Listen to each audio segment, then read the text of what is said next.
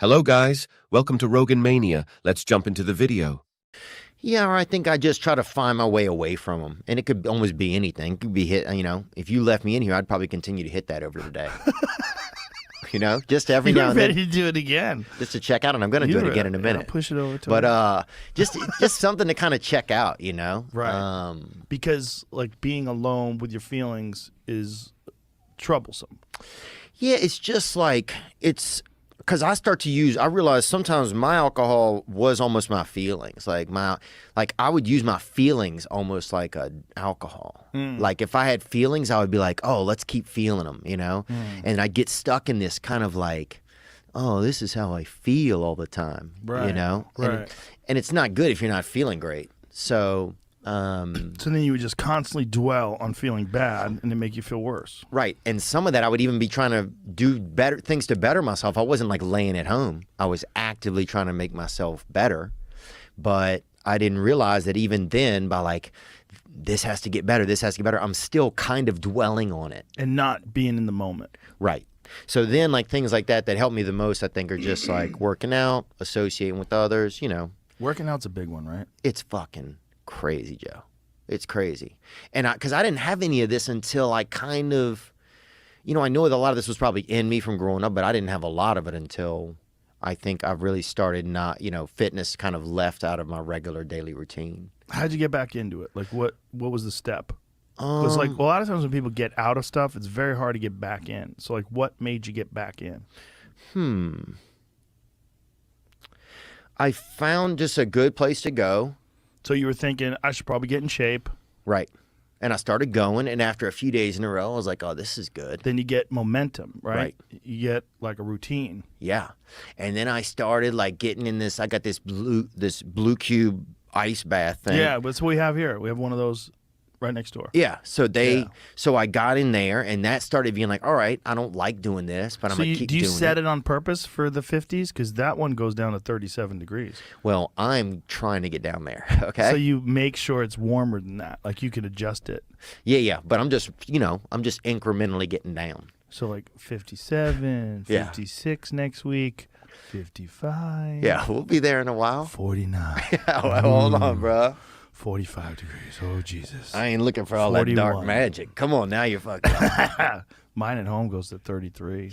I've seen your videos. The Morosco, 33, 34. Yeah. Damn, that's too much. It's rough. It's I had to climb in under the ice to lift up big sheets of ice and climb under them. Really? Yeah. You're lying. No. There's a video of it. There's a video of me from my Instagram. That's too much. There's a giant chunk of ice. You can find it. There's a giant chunk of ice that I pick up. It's it's big. It's like 2 feet long. That's too much, man. And I climb into the thing and that bitch, when I get in there, baby, it's just that little, it's that little Christmas skillet, bro. That bitch is ice cold. Yeah. Just this is a different kind of numbing cold. It's freezing cold. But when you get out, you feel so good. Mm-hmm. And I'm making my way. I'm making my way, Joe. Yeah, so look at here's that. me. Oh, hi, everybody. So I'm climbing right out of the sauna. See all the ice in there? So it's me coming. I worked out, and then I went, and I usually do this. So look at this chunk of ice. See that shit? I usually do this right after cardio. So this is like a cardio session. Wow, dude. Yeah. You look like one of those turkeys when they tie it up and it gets all kind of lined out. What? You know what I'm talking about? When they put that rope around that the ham and it's got all the fucking... Oh, my six pack. Yeah. Damn. It's called working out, son. Yeah, it is, bro. I didn't know what that end game could be like, baby. That's freaking wild, dude. Congratulations, man. Just keep working out and you'll get there too. Yeah, but everything is... I'm feeling good, man. That thing is really good for depression too. It's really good for anxiety too. The norepinephrine that you get from heavy cold exposure is really good for your mental state as well. It's really good for people.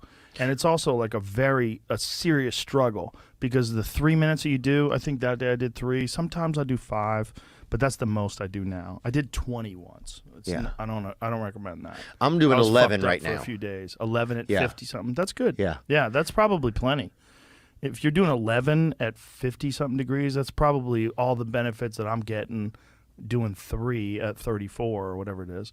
But it's it's great for your mind. Like, you get out, you feel happier and more peaceful. Oh, I feel fucking ready, dude. Yeah, it's such a struggle because it's a real life or death struggle. When you're in there and it's 34-degree water and you're in there for 3 to 5 minutes, that is a real life or death struggle because by the end of it, I'm shaking. Like, my body's shaking under the water, and I'm like, 30 more seconds.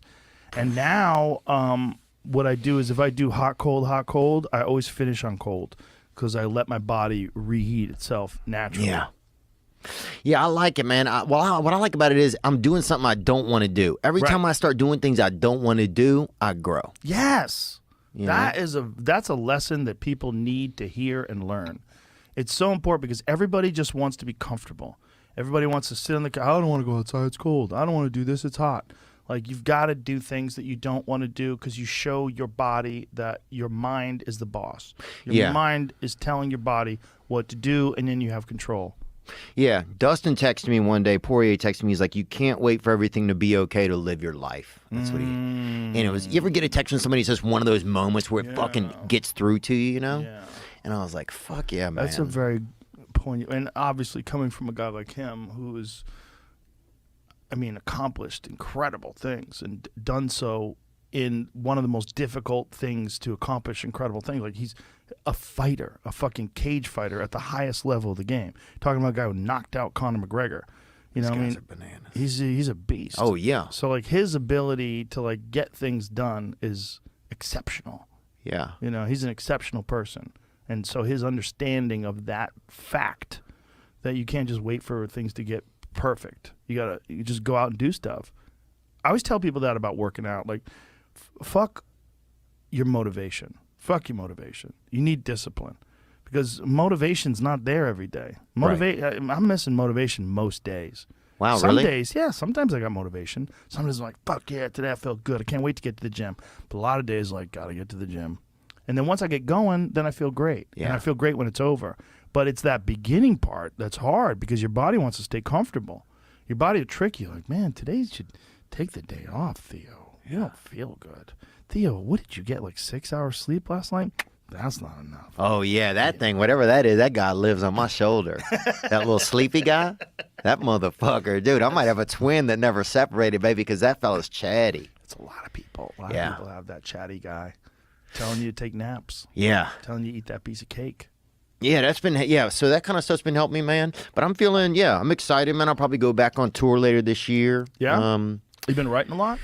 Yeah, I've been doing a lot. And I just got off a tour. I've been touring for like 16 years, you know? Right. So, like, I just took, my last tour date was a month ago, but I think I'm going to take like another month off.